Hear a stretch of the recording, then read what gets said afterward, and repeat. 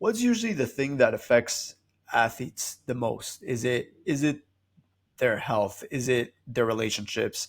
Is it their faith? Is it just really like it has to be a perfect balance of every single thing for them to perform at its peak, or is there usually something that really is the issue? I think if there's one thing that I've seen a lot that sort of comes, you could say like everything's important and like the balance of all of them is Right. critical. But the one thing that I've seen kind of separate a little bit of, and Tom Brady has actually talked about this recently. He was talking about how when he was in Michigan, one of the things that changed his career trajectory is his sports psych person Mm, who took him aside basically in the locker room and told him to stop complaining, but he like used a lot more expletives. So the big thing that I've seen is the story that people tell themselves when they make a mistake uh, or when things are going really well. Like the self narrative mm. is really key because people can walk into a situation with a narrative around like,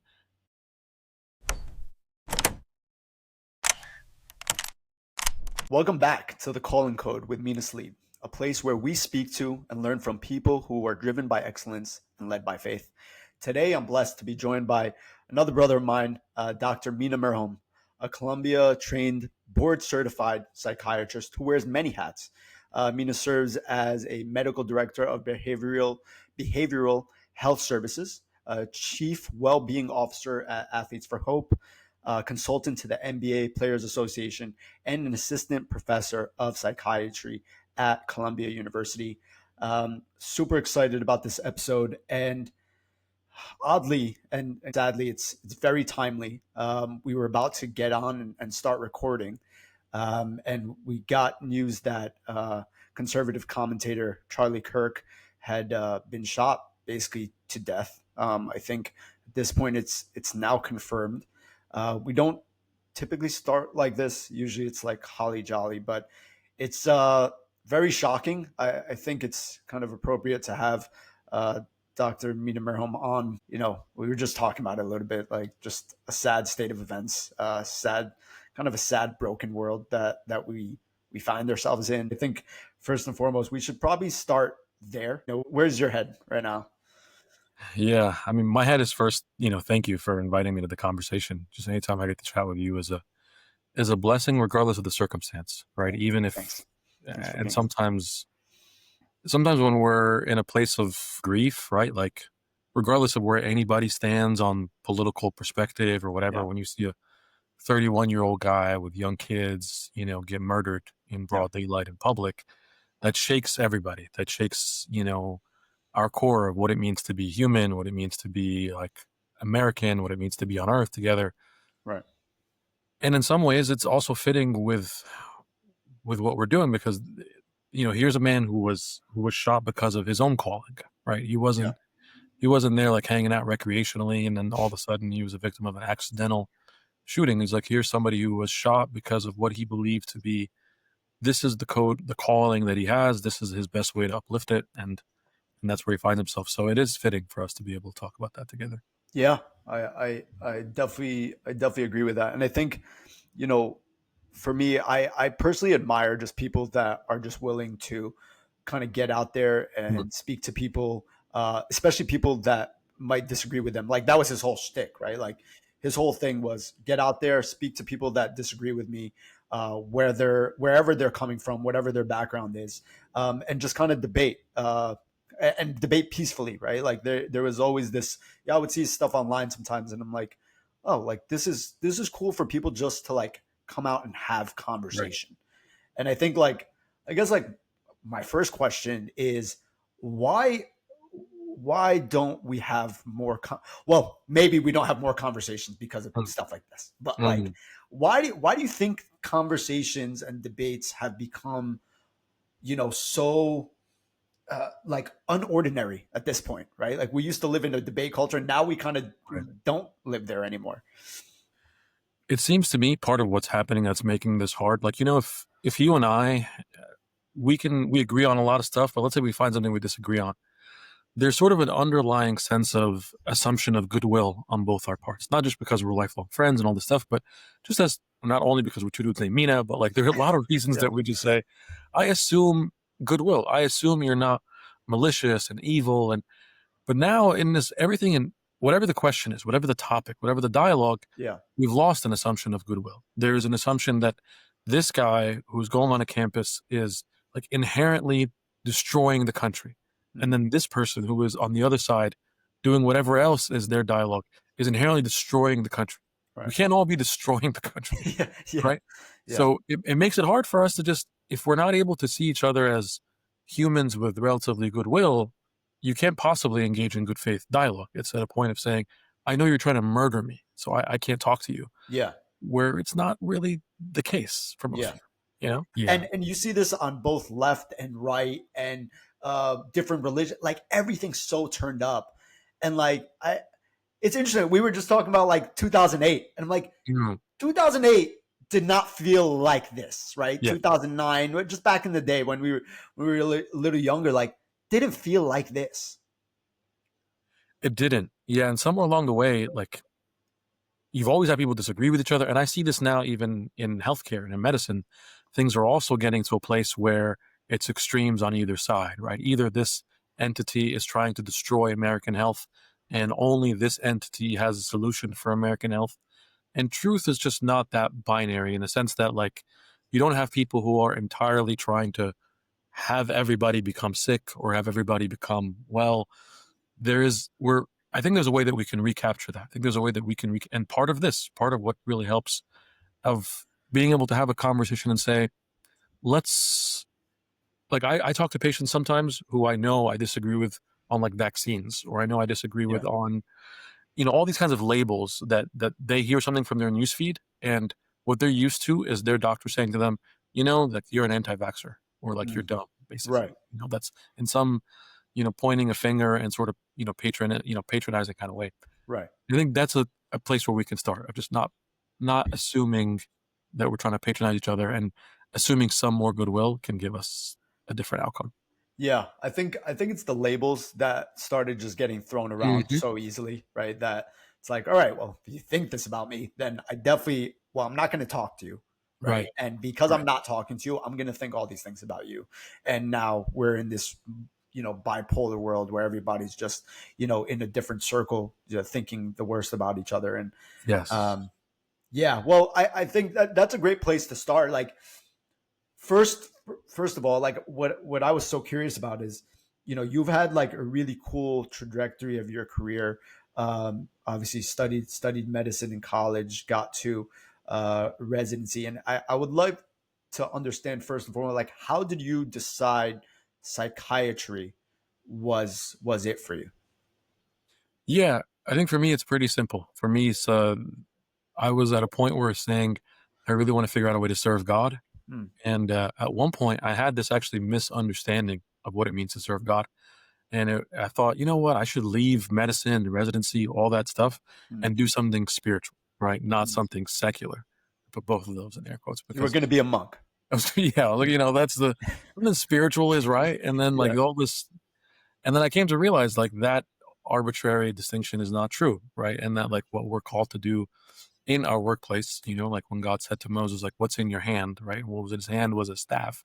Hmm. And that's with that thing in your hand, that's what I'm going to use to do my wonders. Hmm. I realized once I had the correct sort of theological understanding, psychiatry for me is ministry. Psychiatry for me is the way to serve God. And I only saw that maybe on small levels when I'm interacting with somebody who is maybe struggling with being unhoused or homeless, somebody who's Hmm. struggling with substance use, things like that. And at one point I thought, okay, these are all things that we want to serve as God's people. We want to go out and volunteer, we want to do that kind of stuff. Hmm. But one way, like James says, like you can't walk by somebody who's hungry and say, be warm and fed. There's a tangible need for treatment. You got to say, oh, like, here's a sandwich and here's companionship. So Hmm. it became clear to me that that's the ministry that God called me to. It's interesting. Like, is there something outside of just residency rotations that kind of put this in your heart, right? Was there experiences, outside of just school where you saw this, especially this specific field would be it for you? Definitely. Yeah, it was actually serving in the church, like things that you and I have done, when it comes to everything that's in the church sometimes it's like, okay, like be a recipient or a consumer, right? Like sit down to a Bible study or attend this, although you should participate obviously in all liturgical services, but a lot of it is passive. But then there were some things that said, no, we as Orthodox people, you got to go out and be with the hungry, the broken, the needy, the thirsty, the imprisoned. And doing that helped me realize, oh, this is me trying to just be Matthew 25, just try to like live out the calling of being a Christian, right? But then as I did that, that was my first exposure to pain. I remember having a mentor that said to me like, "Why do you want to be a doctor?" And I said, "Ah, because it sounds fun. It sounds like there's a lot of it's Make good some checks money. It's cool. and it's some prestige." And he said, "If you haven't spent time with people who are hurting, then you're not, then you have no place in medicine, right?" Mm. This guy wasn't even a doctor. He was just knew what it's like. Oh He, wow. yeah, Okay. he just knew what it's like to be in the hospital. He knew what it's like to be with people who are sick and what it's like to Mm. have somebody in medicine who's there because they like the letters after their name and the checks, or Mm. somebody who's there because they've seen pain, and I want it to be the latter, hopefully. Mm. And so you decide psychiatry is it. Um, and what does that mean? Like what are the things that you do after that to kind of position yourself in the field? Um, some of the things that are like from residency and they're on is just figuring out, okay, how do you sort of niche down to what is the part there that's most relevant? How do you basically, this is what I remember hearing once from like a therapy supervisor. Therapy is like an introduction to yourself. Mm. So how do you sort of get introduced to yourself and then see how those skill sets can match well into your career, right? Mm. Whether it's like because it's such a big umbrella. What population are you looking to be able to work with? What resonates more with you? So the more I started to just lean into the things that resonate with me, whether that was sports or whether that was media stuff. It was like, okay, this is like naturally where I'm at. I'm gonna Yeah. lean into the things that I'm naturally sort of inclined to be doing. Yeah. So you chose it seems like a big focus on sports. Um, and what was which is super cool, right? We're both huge sports fans. Right. And you're probably one of the biggest Nick fans I know. I Most, hope most so. probably. Yeah. No, definitely one of them. You a bunch of mutual friends that we have in common. But how was that? Like, how do you get into sports? So like the idea is okay. I choose sports. It's this cool, super interesting field. Um, and you just decide I want to get into it, specialize it. But like, how do you position yourself into sports? Yeah, the way I actually got into sports was sort of by accident. I was seeing patients in private practice, and a football player from the Giants came to see me for treatment. Cool. And before that, I didn't even realize that was like a thing as much because Yeah. like sports psychiatry has not universally been a field or a subspecialty. Right. Sports psychology was sort of a thing for a while. Once I saw that, I started to realize that it kind of puts together a couple of things that I love. Like a lot of the people in sports are also really big into faith. People that I interacted with, whether it was Knicks legends, or other folks who were actively playing, it was like one of the ways that they cope, one of the ways that they, like for example, Jeremy Lin had this like Linsanity moment. He was a really outspoken Christian and sort of credited his better understanding of trying to please God, not trying to please his coach, for like turning on the Linsanity switch, right? So I realized like, okay, this is kind of dope. Like I love obviously our faith and I love sports because I'm a fan. But if there's a way that you can kind of merge those two together, where I say if I'm gonna treat an athlete and I'm gonna put together some stuff from like the mental health stuff, and I'm put together some stuff from the faith stuff, Hmm. you can put all that together and say, this is what people really want, right? Because people really want holistic 360 treatment. Right. And so when you're you know speaking with athletes, getting them kind of just ready for competition, is it more about competition? Is it about their lives? Is it about everything? Usually, like I think about sports psychology, psychiatry. I think about getting them mentally prepared for Game 7, and so they can perform at their peak. And like, what's it really about when you're speaking with them and working with them? Yeah, a part of it is that, like the game 7 at their peak kind of thing, Yeah. but a part of it you see in every league, whether it's the NBA or the NFL, um, but it's a grind, right? Mm, And it's like in that grind, like there was a quote I heard once from Kenny the Jet Smith on TNT, and I thought is I share it with athletes because it's very apt. It's like mm, champions do consistently what average people do occasionally, right? mm, So how do you help somebody build a consistent habit of greatness? Whatever mm, that looks like. Greatness sort of across the lane in their life. They're used to learning how to, shoot 1,000 free throws so you can really perfect your shot. yeah. But sometimes they don't pay attention necessarily unless you help them see that. How every little part in your life, sort of like investing when people talking about money, this whole, compounding cumulative effect, that's the same for your energy, the same for your sleep, same with what you Mm, eat, same with your relationship. Like sometimes I'll sit with an athlete and all we're talking about is just him and his girl and how that's affecting his free throw. You know what I mm, mean? Like, because there's no separating the fact that you as a human, you're vulnerable if you don't see all these dimensions of your life, like relationships, like your energy and your sleep and your capacity even mentally, and your story that you're telling yourself. So we go through these domains basically. It's uh, not as hype as like, we're gonna get for game 7. There's actually a system to it. And you break out each domain and they can see, oh, I've actually made progress in this domain, but not that one. I made yeah. progress here, but not there. What's usually the thing that affects athletes the most? Is it their health? Is it their relationships? Is it their faith? Is it, like from what you've seen, like, is it just really like it has to be a perfect balance of every single thing for them to perform at its peak, or is there usually something that really is the issue? I think if there's one thing that I've seen a lot that sort of comes, you could say like everything's important and like the balance of all of them is Right. critical. But the one thing that I've seen kind of separate a little bit of, and Tom Brady's actually talked about this recently. He was talking about how when he was in Michigan, one of the things that changed his career trajectory is his sports psych person Mm, who took him aside basically in the locker room and told him to stop complaining, but he like used a lot more expletives.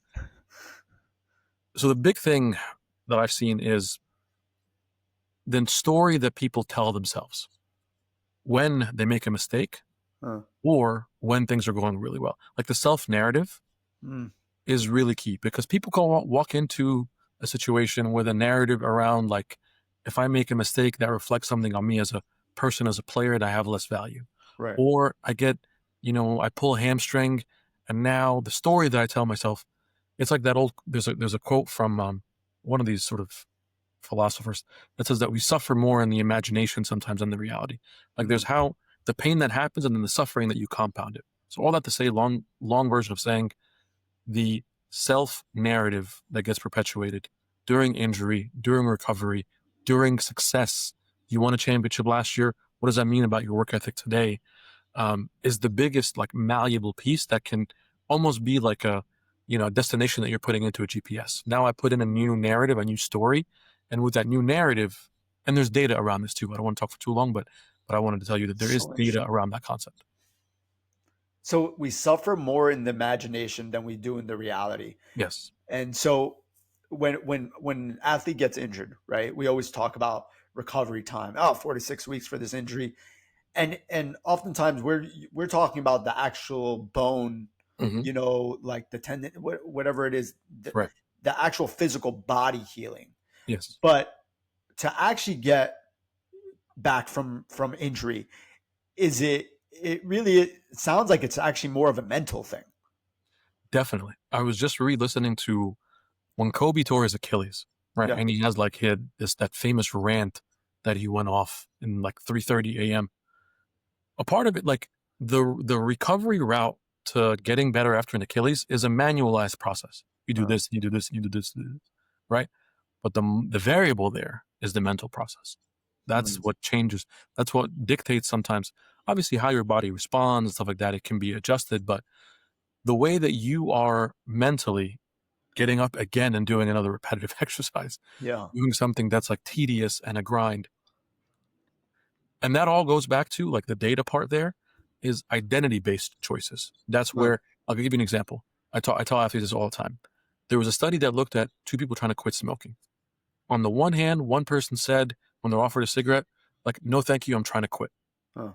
And on the other hand, another person said, no, thank you, I'm not a smoker. Mm. And they had radically different outcomes just Mm. by that mindset of I'm trying to whatever versus who I am is blank. My That identity. makes a big difference in your recovery day to day. Mm.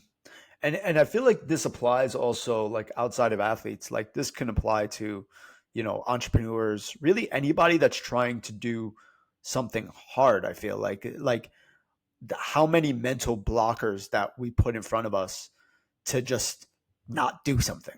Right. 100%. 100%. And a lot of times if I'm speaking with someone who has a big company or is a Fortune 500, whatever, it is very much like I had dinner with some vice president of some company, Yeah. and we were talking through same concepts that you would talk through with an athlete.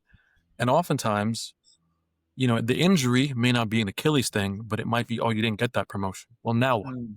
Right? Mm. The thing that you thought was going to happen did not happen the way that you wanted. Now what? Right? What is Mm. your response to injury in the day, or even in a meeting? And the way that you respond has a lot to do with the story that you're coming into, the lens by which you see like the world and the day and the project. Mm. What do you think you can really reach a level of greatness, excellence, however you would describe it? Do you really think you can reach that type of level without setbacks? Definitely not. Yeah, you have to have the question is not. It's another nice quote I like, right? Which is that pain is inevitable, but suffering is optional, right? Mm. And another concept that we talk about in psych is, you're familiar with trauma and you're familiar with like post traumatic stress disorder, right? That happens. But Mm. people don't often think about post traumatic growth, which is also a phenomenon. Right. So the question is not setbacks happening. The question is, what is there's some people, I remember having a patient say to me, like, I just never thought I would fail in that way. Mm. I was like, bro, sorry, man. Welcome to like your life, my Yeah. guy. Yeah. That's what happens, man. That's Right. So our level of like shock around, and even spiritually, I remember actually a spiritual father telling me when I said, "Oh, I didn't think I would sin like that." Yeah. He was like, "Bro, I didn't. I thought you'd sin worse. You know, Yeah. you helped me a little bit to make it I actually thought you'd be a lot worse. Good for you. go well." Like, That's funny. Oh man, if my priest told me that, I'd be like, you know what? I think I'm gonna give up. yeah, you got me. You got me. Need to be humble. You're right. No, that's really funny. So I would love to just like kind of take a step back for a second. And Mm, when you're thinking about your own kind of like career and the way you're thinking about excellence in your life, mm. is it something that you plan out? Is it something that you have like this like 5-year plan and you mapped it out and all this stuff? Yeah, I mean that's an awesome question. I think for me personally, I didn't think I would be able to get exposed to any of the things that I'm exposed to now 5 years ago, partially because I didn't even realize what's really out there, what's possible. Yeah. So the way I try to approach sort of career growth from a personal like faithfulness standpoint is like, Mm. am I faithful with what's in front of me in terms of the time that I have, the opportunities that I have? And in those, I'm going to knock on every door. I always sort of tell myself like super happy to get rejected about something, but I'll make the ask.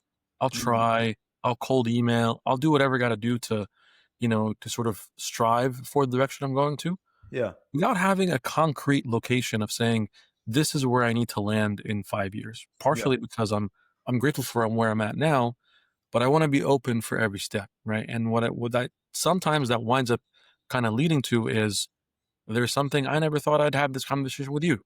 I Mm. didn't plan for this a year ago, Right. but this is like an awesome opportunity. So the sort of internal disposition that I have is to say I'm going to be open, curious, and sort of and willing to knock. And as long as I do that, then I'm comfortable with where that winds up being. Yeah. And it's funny. I was just talking to my brother about this topic, and I was Love your just like, brother, by the way. he's a great guy. So much, honestly, so much cooler than me. But but we were just talking. I was like, everything I've ever planned has never worked. Mm. anything I've ever planned, it's never worked. Like I I remember like trying to go after certain like industries, certain like Mm, job, and I was just like, no matter what I tried, it just didn't work. And mm, then everything I didn't plan is just like, wow, like I didn't see any of this yeah. happening at all, nothing, and it ends up being like some of the coolest and like the best parts of my life, right? Like, and it's yeah, it's interesting when you leave yourself kind of like open Mm, to I guess like, just God's will and God working in your life.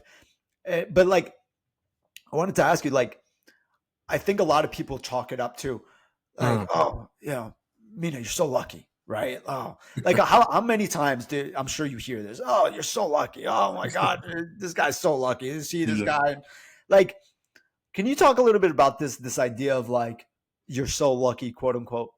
Yeah. Yeah, it's a good thought. I remember actually, it reminds me of Evangelist, right? The bishop from England. Oh, Once this he guy, this man, forget. Like, I shouldn't just call him. Man, he is. legend, bro, Oh my God. crushing it. Oh my God. I would just listen to like a 45-hour podcast with this guy, and I'm like, the way I don't know what if he speak like the way he speaks or what, but I was like, man, He got me. He got me. yeah, He's eloquent and articulate, and it's so just cool. He's so beautiful. He's a cool. cool guy. Yeah, sorry, get sorry. No, no, it's that's exactly the point. Is one time he made this analogy of saying, like, even spiritually, we suffer from something called like Cynicsarianism, right? In the sense that, right, you see in the Cynicsarian like blah blah blah blah blah, but like amazing things, and they were a saint, and they went to the monastery, and like you just see it's the highlight reel, essentially, Yeah, right? You yeah, don't necessarily see like the years of struggle where nothing happened. Like right. the guy just sat there and tried to pray, and like there was no response. So sometimes whenever I look at someone and say, "Oh, they're so lucky," I obviously don't know. I see the one opportunity that worked out. I don't see the 100 that did not, Right, or I don't see like the dozens of hours that went into that.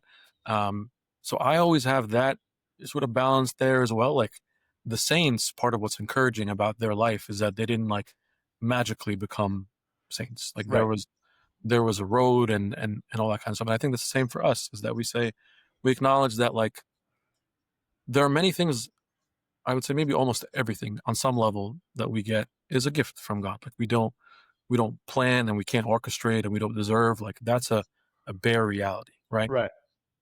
And we want to be faithful to the gift. So I've done everything I can to like honor the gifts. And sometimes God puts something in your lap, right? Like, yeah, you know what? You're right. We are lucky. We're Yeah, lucky that we're here and that we're, still alive today. yeah. But there's like this weird like correlation as like these experiences that you've had that kind of also like, and then you end up in these random places. But there is this weird path that if you kind of just remain, I don't know, like semi, you try to just be open to what God wants, that they end up like connecting in some way. Yes. It's like, actually, if I didn't have this random weird moments, experience, whatever, actually this thing, 5 years later wasn't going to happen. And you're like, Yes. oh, I didn't see that coming like that. Yeah, I think there's that. And there's also like I remember somebody spiritual once telling me about like in the psych world, we talk a lot about like impulsivity being like a symptom, right? If somebody has like Mm, bipolar disorder, they're impulsive. Maybe they decide today they want to buy a company, right? And it's like not a great idea. right. But there's sort of an idea of a holy impulse in the sense that, when you randomly get like the thought of your friend, you should call that person. Mm, Like, the Holy Spirit can be putting something on your mind. In that sense, that thread that's being woven also takes like a little bit of your interaction of saying, oh, God is maybe giving me an idea and I'm gonna act on that idea. Like I know this is the right thing to do. I'm gonna go ahead and do it. Right. As opposed to feeling like, oh, I'm sure it's all gonna work out. Like I'm just gonna sit on the couch and yeah. everything. God is gonna Right. orchestrate all things. But like it takes that obviously that sense of holy impulse of saying, I know when I get a nudge, basically, I'm gonna obey the nudge. Hmm. Yeah. Exactly. Like, yeah, like you try it's weird, like you kind of like trying on your own in a way, but at the same time it's like, hey, once I feel like this vibration, once I feel like this thing pulling me this way, just like I'm gonna give it a try. Yeah, that makes a lot of sense. Yeah. I wanted to circle back to the just mental health and like the way Mhm. we're dealing with it.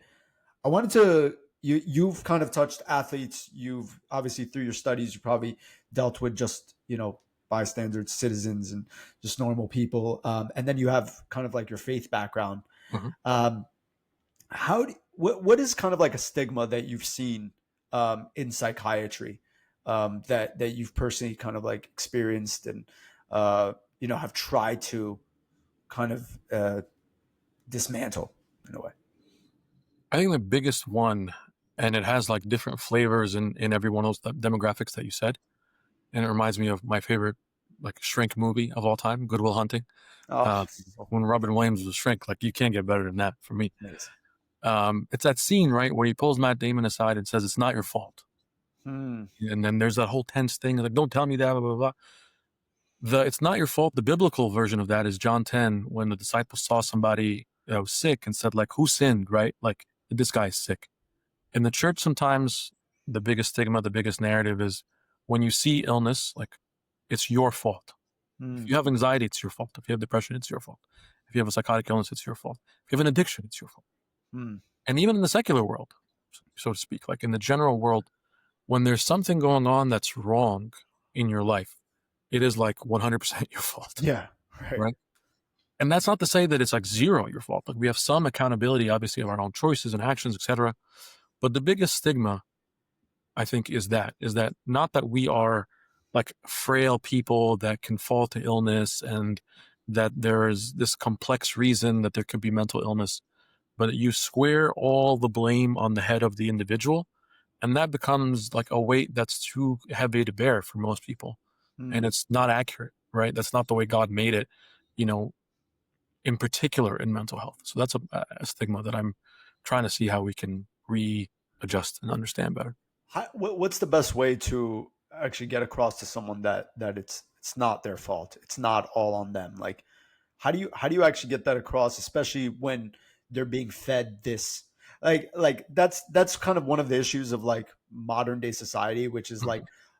the self, right? Like worshiping the self, and Yeah. everything's about the self and your pleasures, your desires, whatever. Everything you control everything, but when you control everything, you also own everything, right? Yes. You own all the consequences of everything, right? Yes. So how do you deal with that when people are basically fed this for basically some of them like their whole life, especially now, right? Like, Yeah, it becomes a good opportunity to like take a step back. Sometimes if I'm working with like a resident or a medical student and I say, like, you saw a patient, like, how do you want to, like, what do you want to do? And they say, well, I want to treat them with this. I say, well, before you treat them, how did you diagnose them? Like, what's the problem that you're solving? Right.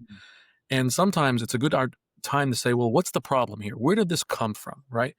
And it's a sort of a theological answer, but in a simple way. Because in society, for example, when we go too far the other way, we say, well, the problem is just biological, right? The problem is in the brain and it's serotonin. And that's the why you treat everybody with Prozac, right? mm, That's why we have, right, 340 million prescriptions of medications. right, And it's like, I prescribe meds all the time, but yeah, meds are not the answer in and of themselves. So the way I sort of walk somebody through it is to say, it's not one problem. It's not only you. It's not only your brain, not only your environment, not only your genetics, not only your soul. It's all of those things together. And the good news about that is that, like, if I tell you it's only biological and all you can do, take a medicine and then you're done. Come back to me in a month and see what happens. mm, And there's nothing else you can do. But if I tell you there's all these things, and if you can take one step in each of them, like confession and healing of the soul is an integral part of your well being and like your mental health journey. What mm, you eat is part of your journey. What you think is part of your journey. What's around you is part of your journey. So all those things together, if I can say that's the diagnosis, that's where this is coming from, now we can say, here's why it's not only your fault. Because you didn't control your genetics, you didn't control your mom, you didn't control your brain, you didn't control your gut, right? But what can you control? Oh, you're controlling how you think. You're choosing to make choices. You're making choices about the thoughts that you have. So, mm, because it's not a healthy place to be to say, well, none of it is in my control. I have no agency. That's a right. mistake. Can you control your thoughts, right? You Like, can. This is mm, this is what's sort of the what you cannot control is whether or not a thought comes, right? Like here's a thought that comes, right? What you can control is you can redirect. Like when St. Paul says, whatever things are true or noble or of good rapport, meditate on these things. Ah. You know what I'm Mm. saying? So there's a way that I can actually take, oh, now I just had a thought that says I'm actually worthless and nobody loves me. Okay, here's the thought that comes. Now, what do I do with that thought? How do I direct it? How do I steer it? That Mm. is a choice. But what oftentimes we say to ourselves, well, I don't have a choice. So I just keep thinking the same thought. And I actually create a pathway in my brain that says, every time I make a mistake, I'm going to think I'm worthless. And I'm Huh. going to keep thinking that. I'm going to keep saying, you know what? I'm actually worthless. Every time I get rejected by somebody, nobody's going to love me. I'm not worthy of love. Okay. So now I keep Huh. repeating the thought. So the thought, the narrative, it's like a bedtime story. You know, when we were kids, you heard the same bedtime story over and over Right. again, or a good rap song or something, you like memorize. Because Right. Wow.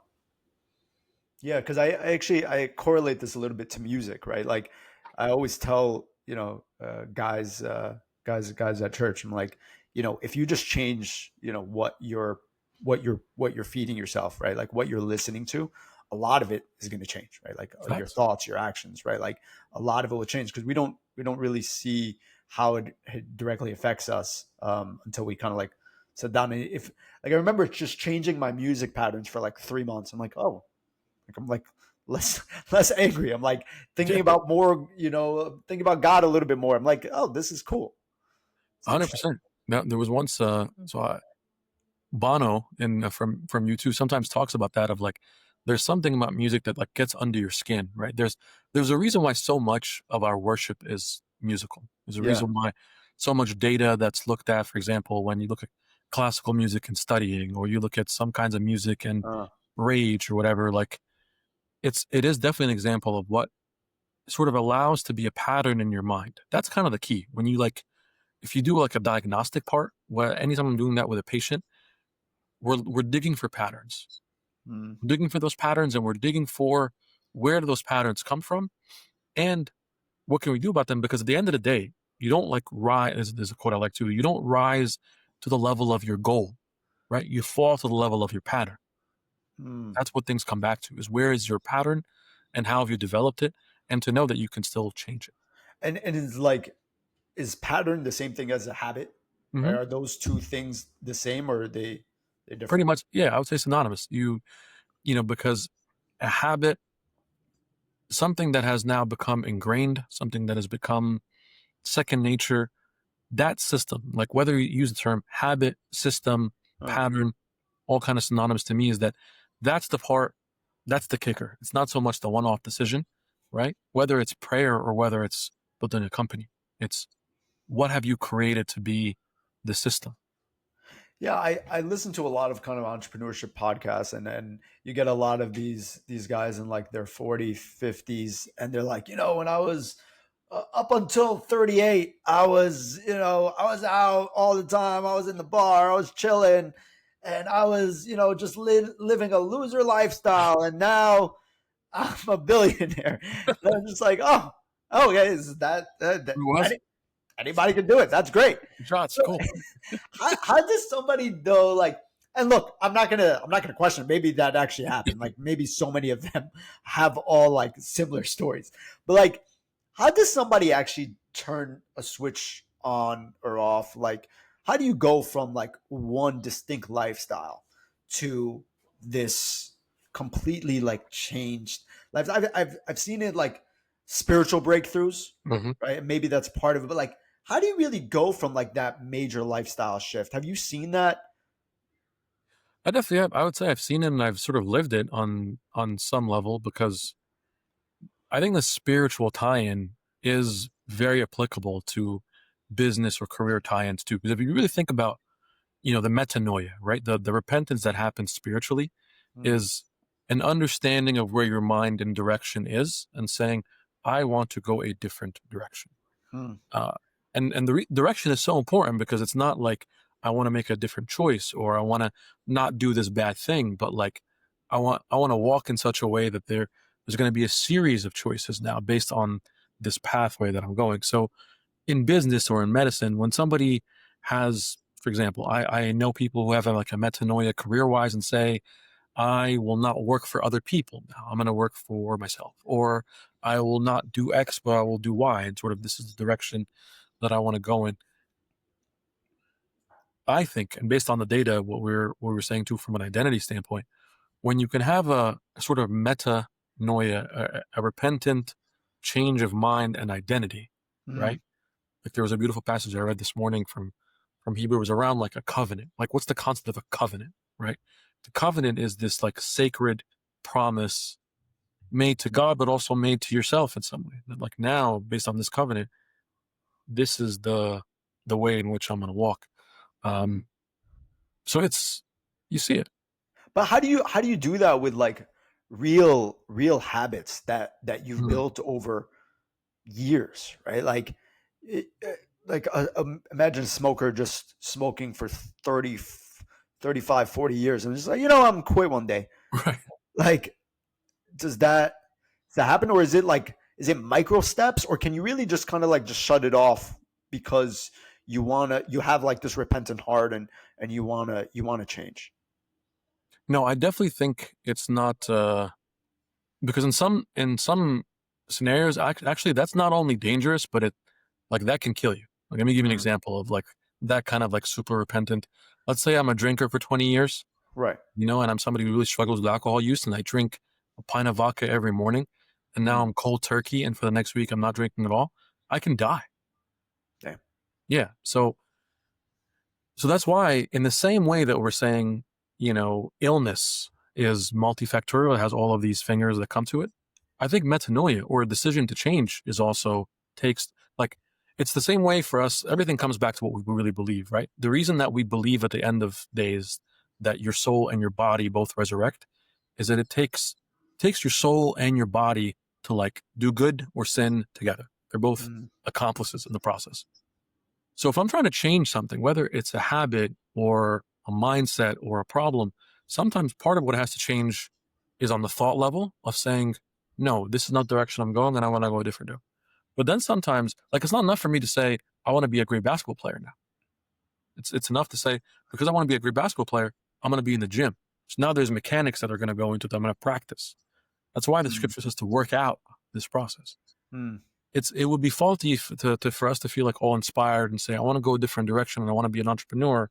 And based on this flowery thinking, now I'm going to succeed. Well, no, now there are reps in the Other process, steps. you know? Yeah, I keep looking at your shirt. It says accepted. I love that. I love the shirt, first of all. Thanks, bro. Um, how important is that concept of just being accepted? And what does that do for a person? What does it do for an athlete? What does it do for just what does that do for us? This idea of being accepted. I think it's sort of at the core of a lot of things. Because I remember reading this book that said like calling, right? You're thinking about calling. The number one calling that you can have as a human is is divine filiation, is to know that you are accepted and loved by God.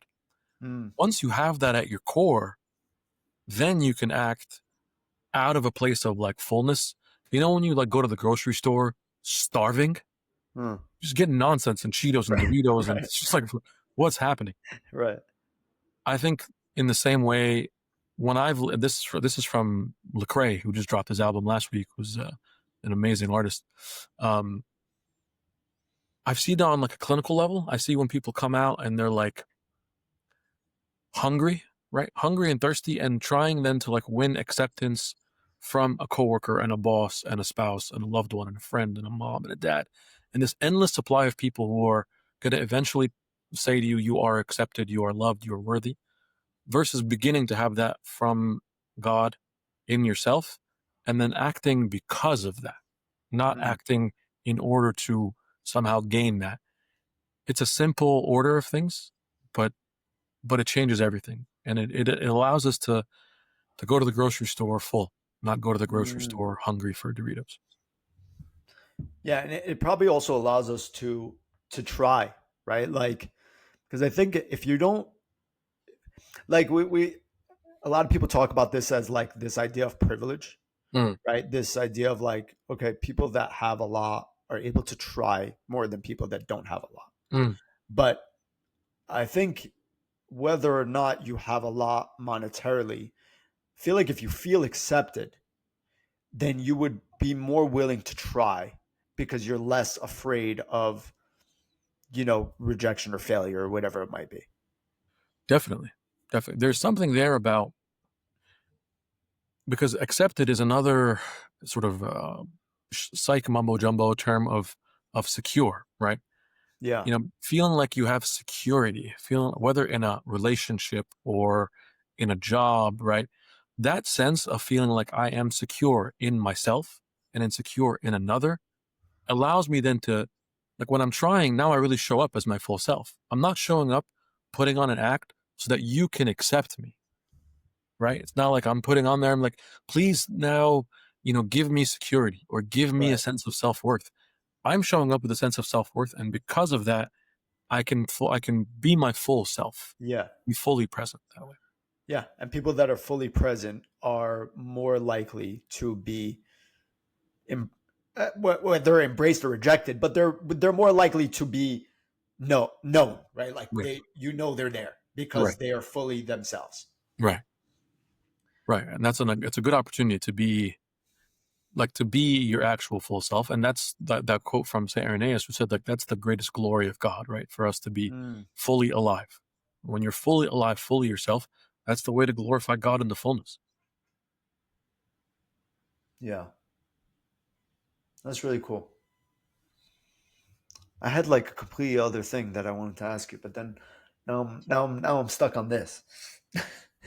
Oh, I did want to say Lecrae's Deep End podcast. Mm. One of the things that actually had me start the calling code. Oh, So nice. shout out Lecrae. I Shout know out. I know you're Okay. I know you're good friends with him, but I Anytime. watched a couple of those episodes and I'm like, man, it's so cool that this guy is super vulnerable Mm. and is willing to have like these conversations with spiritual people, Hmm. right?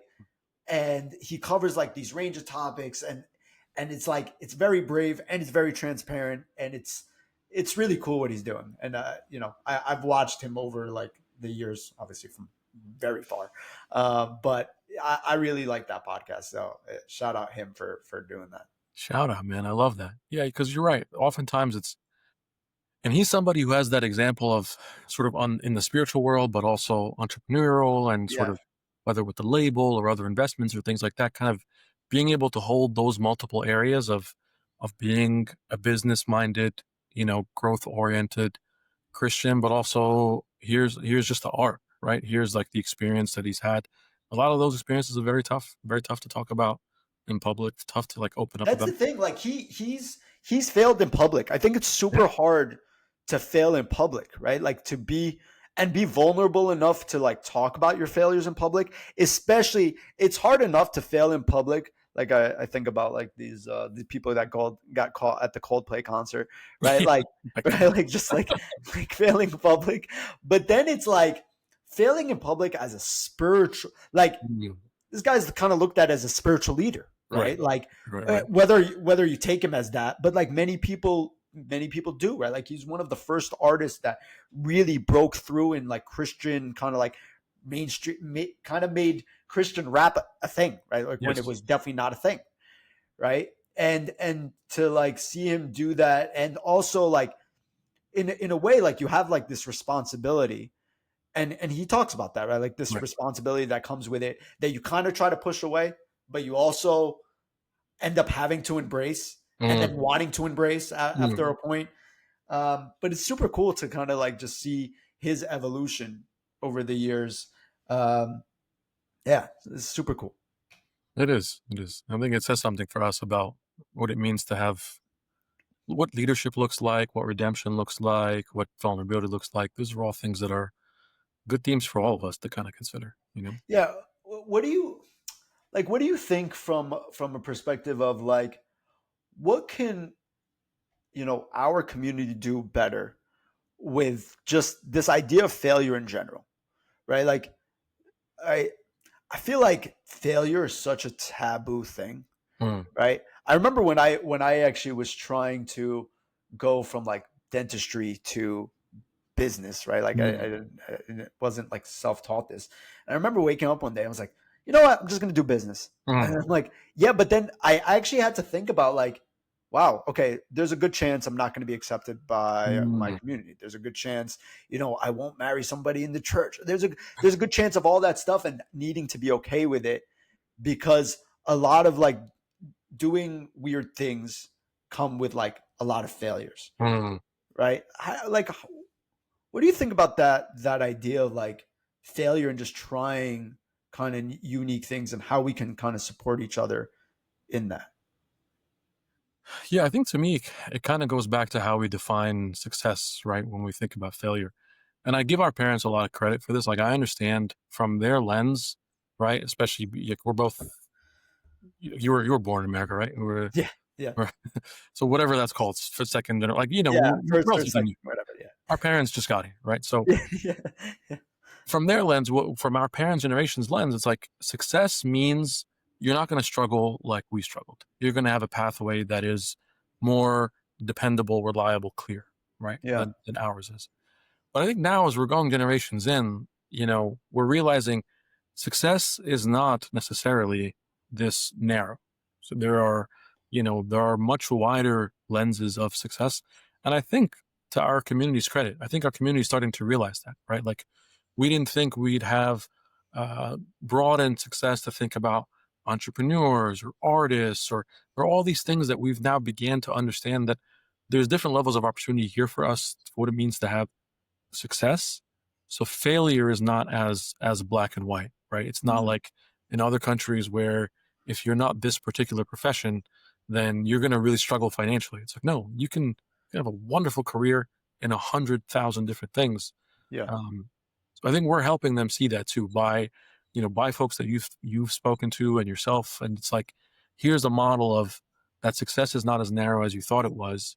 We understand why you thought about it that way, of that one title, that one degree, that one profession. But thank God we live in a place where success is so much broader than that, right? And I yeah. think the community is starting to realize it. Yeah, yeah. I definitely agree with that. I think it's kind of like an evolution of like the diaspora, right? Mm-hmm. Like just coming here and figuring it out and being like, oh, actually, like these opportunities do exist. Um, okay, well, so let's. I would love to do something new with you that I haven't done yet, but we're gonna do kind of like a rapid Let's do fire it. section. Love it. And I got a couple in mind. And if you have one you want to shoot out to me, feel free. But I have a couple, and actually, one of them includes Lecrae, so I'm excited about Nice. that. Okay, so all right, so rapid fire: Christian rap or Christian rock? Oh, Christian rap for sure. Yeah, like you said, I'm a like a Biggie and Pac, like from Okay, my youth days. So once I perfect. discovered I was Christian just rock, gonna I was, say it's like, thank Biggie or God. Pac. Yeah. No, I mean, we're East Coast, bro. It's Biggie all day. Even though Pac's technically ours too, but we whatever. Exactly. Nobody knows that actually. Nobody knows. It's a little Nobody nuance. knows that. Yeah. Okay, Lecrae or Miles Minnick? Oh, that's good. I've been a Lecrae guy, so I'm gonna ride with him. That's That's he's that's been that's like, your boy. But Miles is coming up, that was a series. and Yeah. he's co-signed by Lecrae, so it's not bad. Yeah, man. I love, they mostly all support each other. It's a good like brotherhood. All right, Shake Shack or In and Out? Uh In and Out. I remember we just had In and Out together. That Oh, one that was so good, from just hits every time. bro. It hits. I don't care about being on the East Coast. It hits. I When I go there, I have it every day. Yeah, I feel like part of it too, because we don't got it. So when you get it, you're like, oh yeah, I Oh, miss this. amazing. It really is. It really is amazing. All right. Um, Greece or Egypt? Egypt, bro. I was just there. Sahel, Al Maza Bay. You can't go wrong with the It's Maza. amazing, right? It is a vibe, dude. It gets better every time you go too. I'm like, man, where did this come from? They just built this yesterday. Yes, true. Yo, Almaza, I haven't been. I heard it's amazing. It's crazy. It's crazy. That little Diamond Bay is one of the best beaches in the world, I would say. Worth a visit. Growing up in Egypt, like I used to just go like to my relative's house and stay in like Same. a building, and I'm like, this place sucks. Yeah. There's nothing fun about it. I was like, oh, you're just going from one house to another. And now I go, I'm like, this place is amazing. Celebrities walking around. It's like, this is like a It's exceptional. so cool. All right, Batman or Superman? Batman, So I like an Batman. ordinary guy who made it through. That's what I'm talking. Okay, exactly. Superman. I never understand people say Superman. No Yeah, offense to like those. we could be Batman. You see that one story of a guy who would go to sleep in Batman pajamas and actually stopped like a burglar or something? I was like, this No, is no way. like real life. Little Batman onesie. Okay, Captain America or Iron Man? Uh, Probably Captain America. Oh, interesting. Yeah, Usually Captain America goes with with Superman and then Iron Man goes with Batman. Batman. But The, that's interesting. partially because he's from Brooklyn Oh yeah, he is and he actually. started as like a regular guy Yeah. and then became a thing. Iron Man, Iron Man and Batman are sort of like synonymous, except for the personality. That's the problem. Yeah, yeah, the personality. Yeah, yeah, yeah. No, but I feel you on the Batman. It's yeah, he's the man. Oh, what was I gonna say? Oh, Kobe or LeBron? Ooh, Kobe, 100%. I mean, LeBron is probably the more complete player, but Yeah, Kobe is the greater player. it's just mentality, man. It's The mom, crazy. it's the mama. Yo, what a legend. R.I.P. Kobe, man. R.I.P. Man. R.I.P. Kobe. Um, Messi or Ronaldo? Oh, Messi. Yeah, No, this yeah. is. I was gonna go. Apparently, a lot of people don't like him now. I don't know why. It's like this new generation thing. These kids Everybody's these like days, Ronaldo. get off my lawn. Yeah, I'm like, dude, he just won a chip in 2023. Like, why are you upset at him? He did everything he could. This guy. I don't know what Oh, else he can do to earn. he was. Oh, what a Look, legend. he's got to be the GOAT. Yeah, I think so. I think so. And then probably last one: New York or California? New York all day, man. Cali's cool. It was cool. We love to visit. It's good when you're out there. New York is the greatest city in the world. Yeah, you heard that. My whole family in California. Let's believe it. Just take New shots York. at the family. My entire, all of them. Sorry, Kai. Yeah. No, that's my boy. This is just his birthday. Happy birthday, Kai. I Happy love birthday, Kai. it. No, man, this was very fun. Really want to thank you so much for just coming out and just hanging out today. I personally learned a significant amount. So Thank thanks so you. much. Thank you for having me. Thank you for doing this. This is inspiring, and I'd love to see you. I'd love to see any combo that you're having. So Thanks, man. this has been amazing, man. Thank you for Same doing here. And honestly, the work you're doing is very inspiring. Like it's super cool to just see people that grew up with just doing really cool things. And I hope you continue to absolutely crush it. And I feel like I know you don't talk about this, but like the work you're doing, I also feel like is just like from just being kind of the light, right, in like different places. I think it's just super important, right? Like if we're just sitting in church all day and just talking to the same people, it's not gonna. Okay, it's great, but then what are we doing? So it's true, man. I'm with you. You can't put that light on.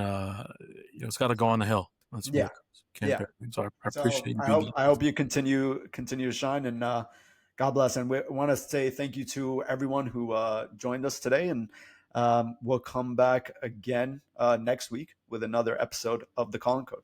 We appreciate it. Peace.